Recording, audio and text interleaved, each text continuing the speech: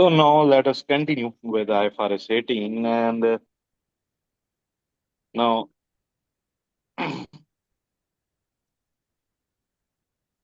its totals and subtotals in statement of profit or loss. Okay. Well,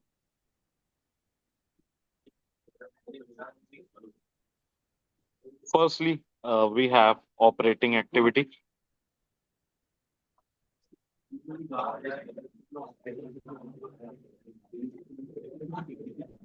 So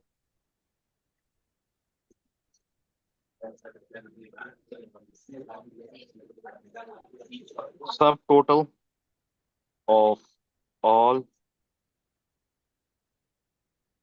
income and expenses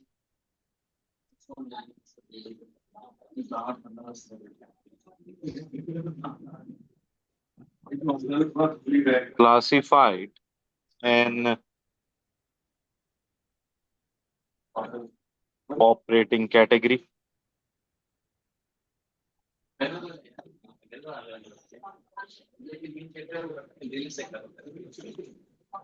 Then we have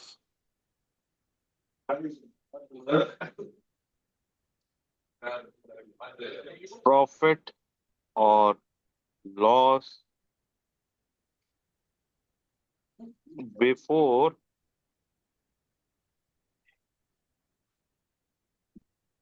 financing and income taxes.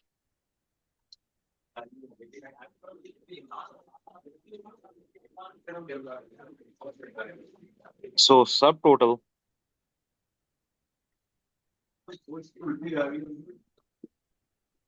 of all income and expenses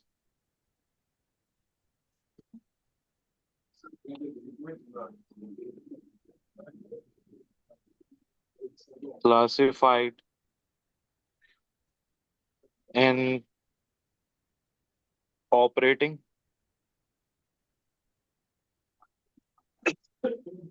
and investing categories.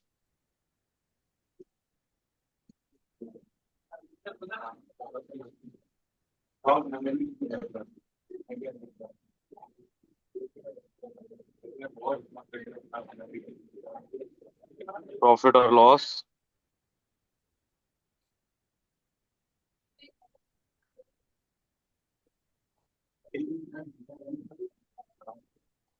the profit or loss for the period that is the subtotal of all income and expenses in all five categories.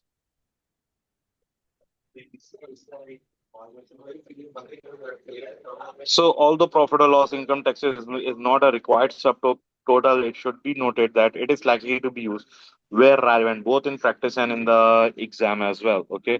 Uh, so far, so good, and I hope it's clear till here now. Uh,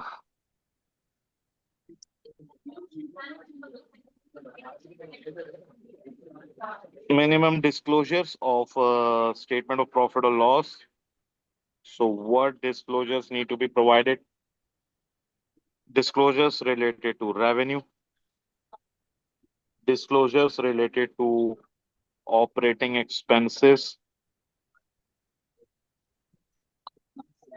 share of statement of profit or loss of associates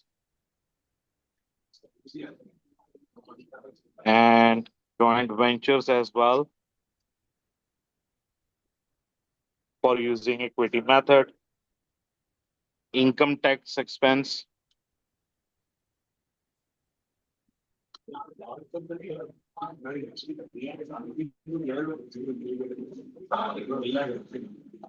Single amount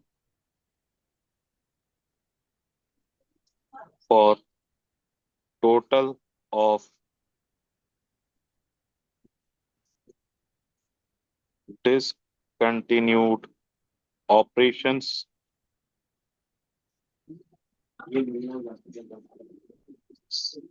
Additionally, interest revenue calculated using the effective interest method, impairment losses, gain and losses from the derecognition of financial assets at amortized level will need to be provided as well.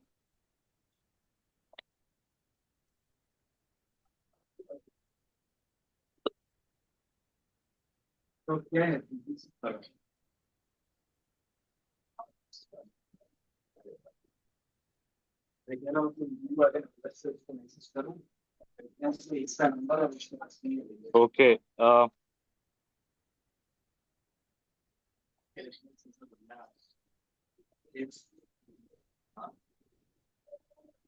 Operating expenses.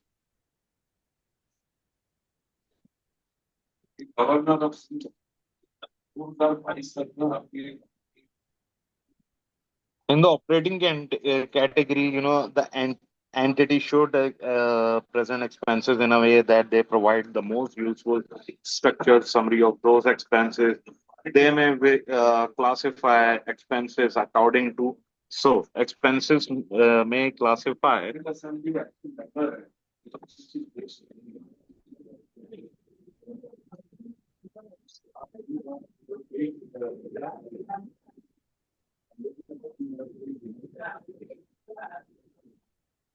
according to their nature,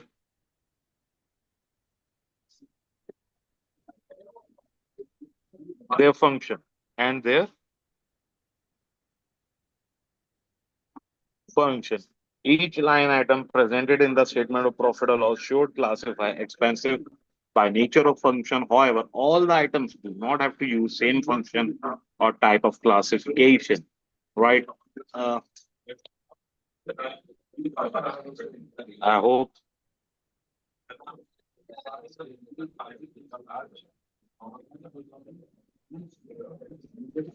now here is the structure of the statement of profit or loss. So it will be like statement of profit or loss for the year ended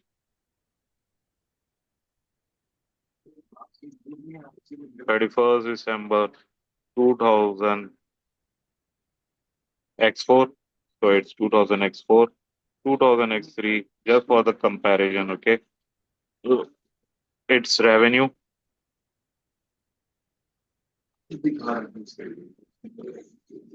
cost of sales,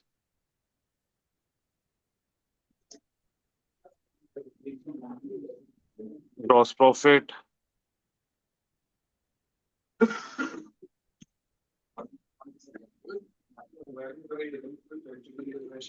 other operating income. Is there any?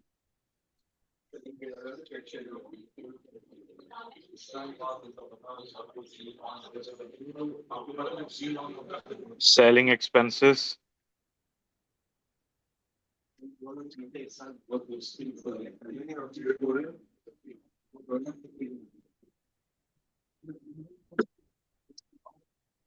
Okay.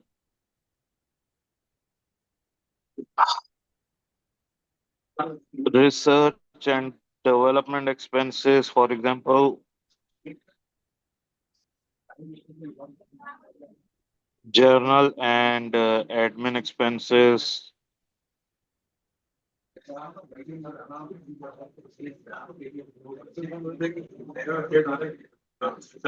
goodwill, impairment losses,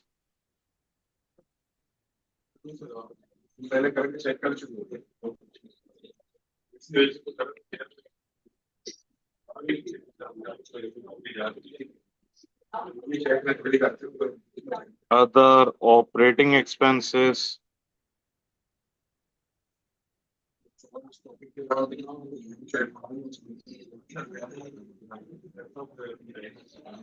Operating profit.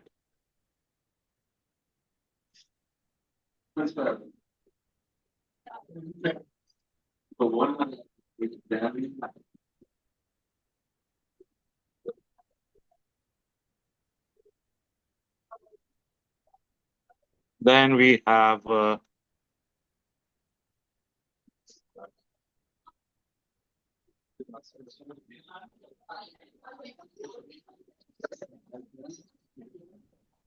share of profit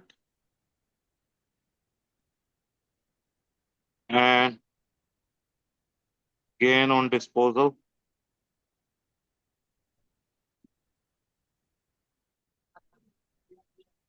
of associates,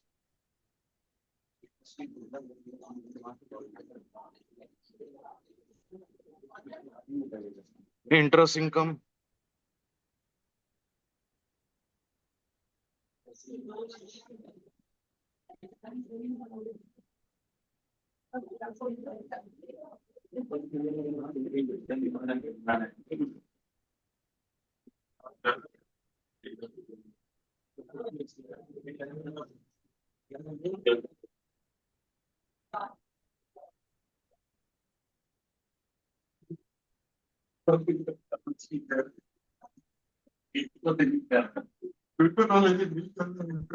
then we will have profit before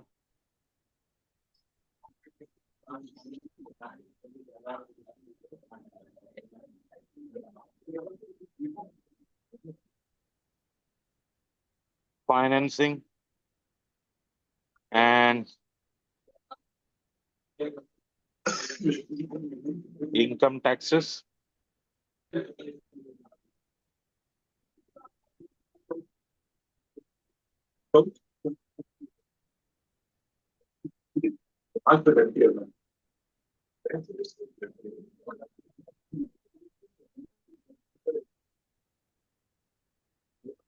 Interest expense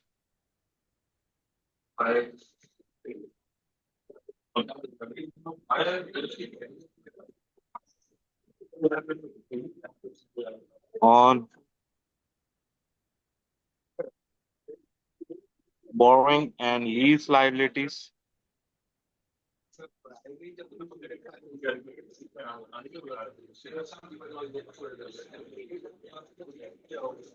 Interest expense on provisions.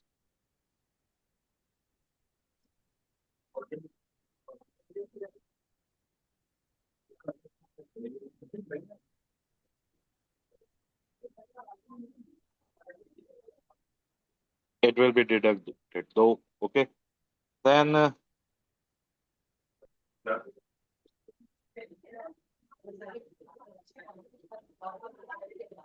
profit before income taxes.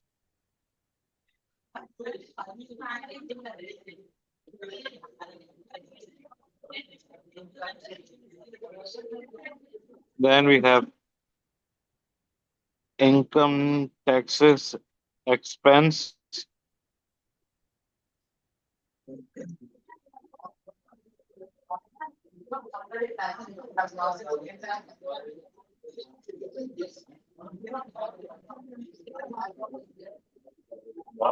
Profit from continuing operations.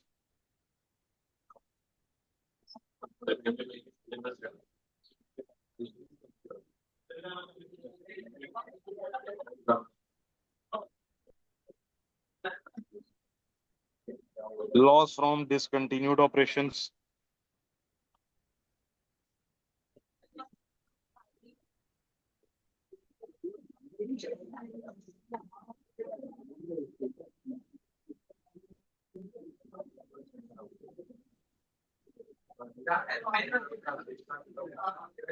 And that's it. We got the profit.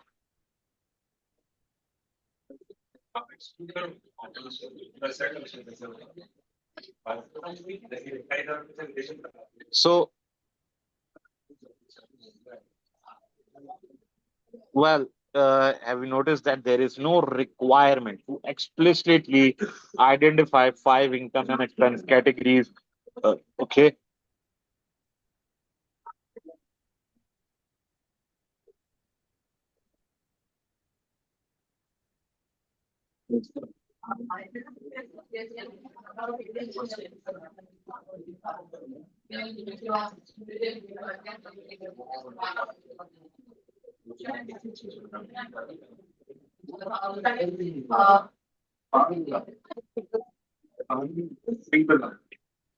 Now,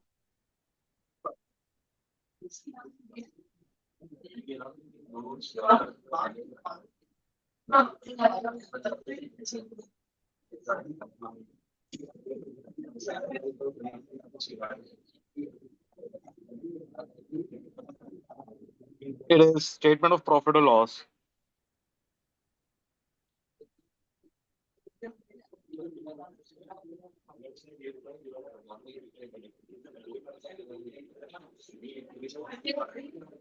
and other comprehensive income.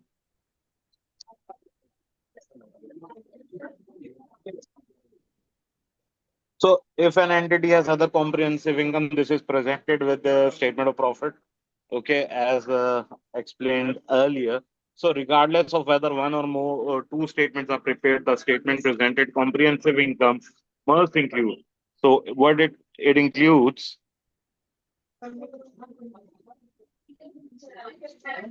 profit or loss,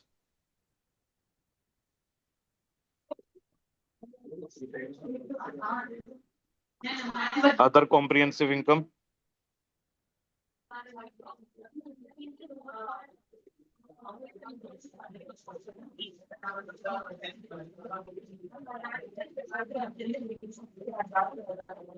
total comprehensive income,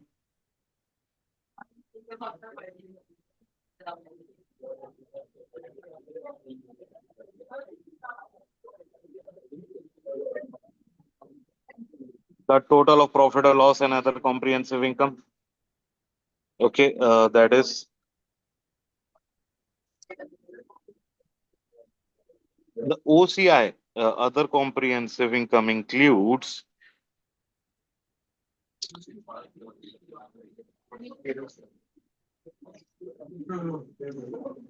revaluation reserve,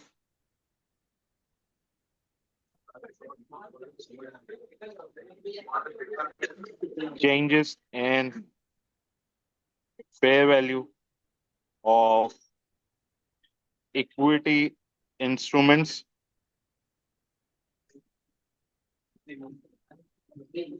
exchange differences,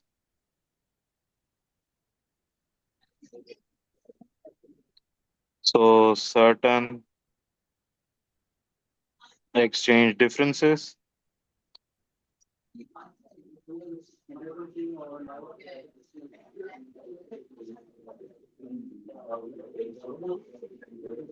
deferred tax effects.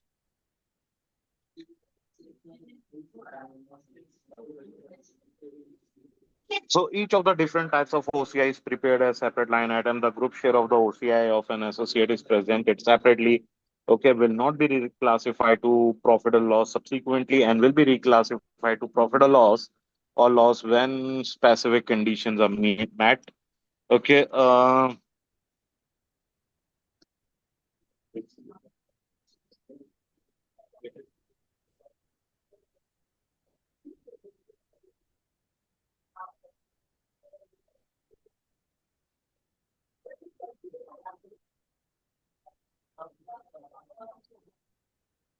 so OCI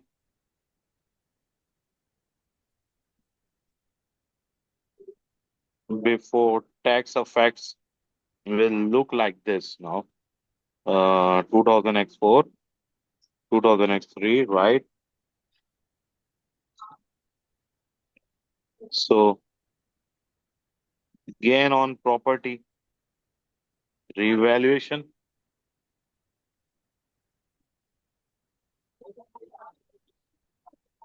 remeasurement,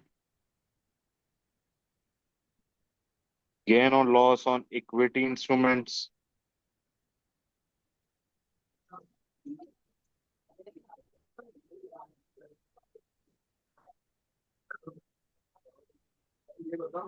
Share of other comprehensive income.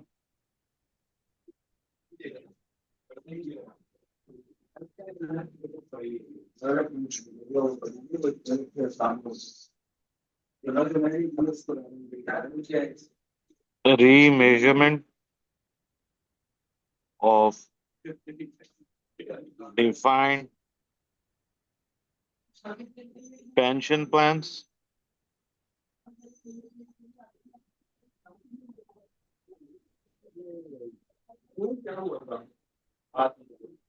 Share of other comprehensive income of associates.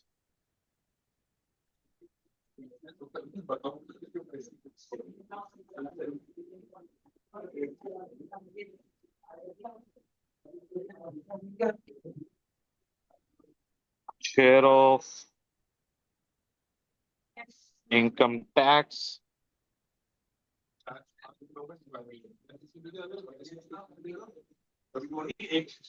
which will not classify to profit or loss.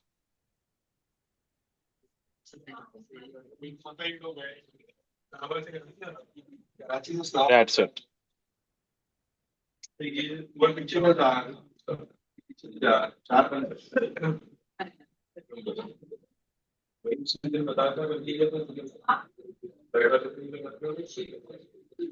Well, OCI, net of tax effects,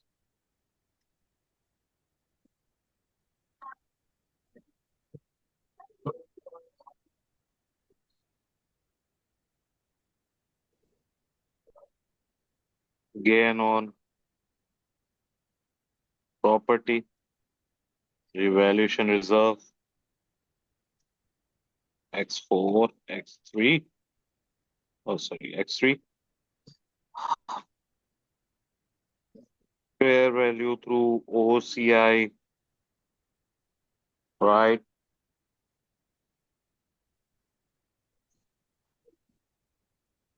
Fair value on debt instruments.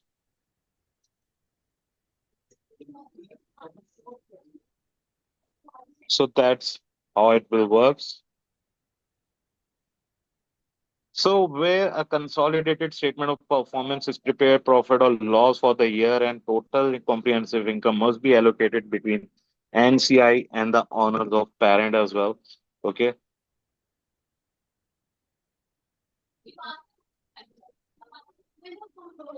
So total comprehensive income for period showing separately the total amounts attributable to the owners of parent and to the NCI. For each components of equity effects of retrospective application, restatement are required by by the IS 8, right? So far so good.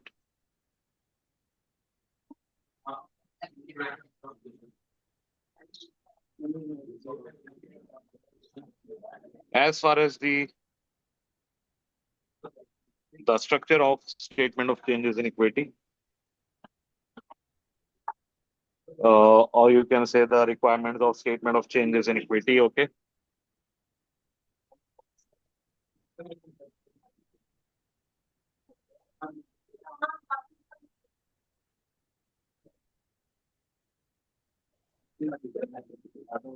So it will be like this. We have the heading of share capital, share premium, revaluation surplus, or retain earning, NCI, and the last one, total equity. Okay. So, for example, the year beginning of year is January, so balance at 1st January.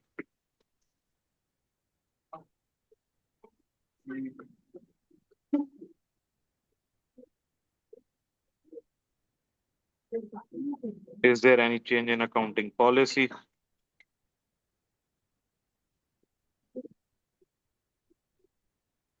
So, is there any? It will be deduct from NCI and retain earning, and in total, we will have adjusted balance.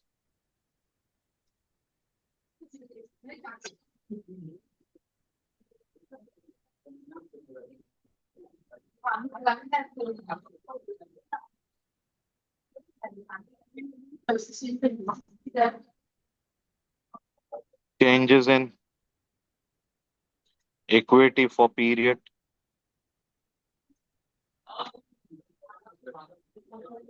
So,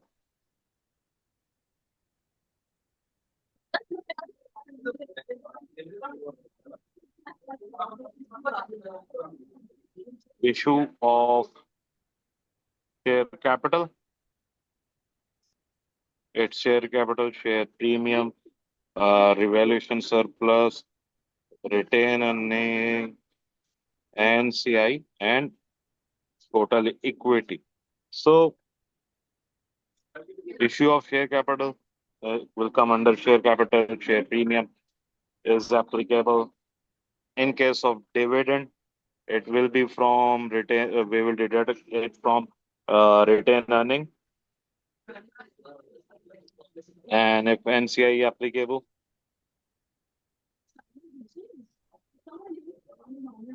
profit or loss or OCI in NCI and total. And finally, balance at 31st December.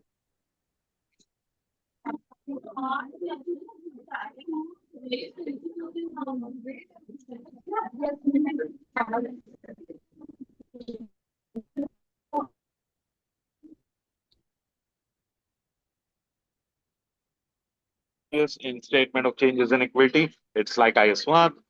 If there is any changes in transfers within equity, IS 16 allows the transfer of revaluation surplus to retain equity when it is realized.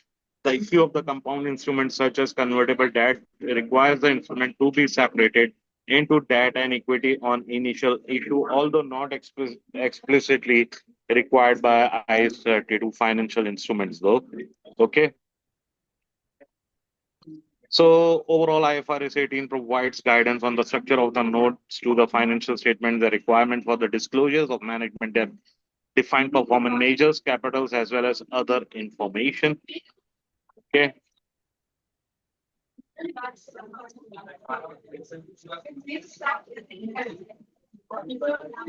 So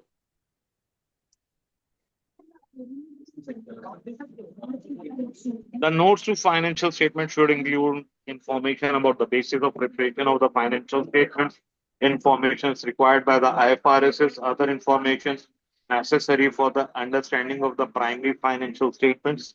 Okay. Now, the notes. Okay. What it should include, as I said, information about preparation of financial statement, information required by IFRSs,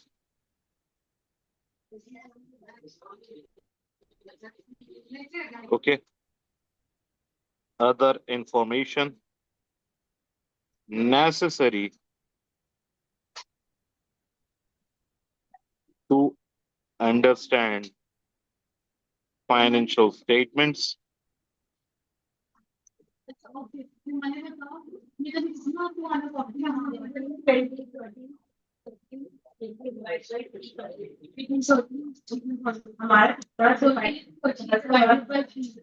an entity should disclose the information about the allow the users of financial statements to evaluate the entity's objectives, policies, processes for managing capital. Okay, and other disclosures also include information about each class of share capital, including the number of shares that are authorized to issue and fully paid. Right, so far so good, and that's it with IFRS 18. I hope it's clear to you all. That's it for now. Bye bye.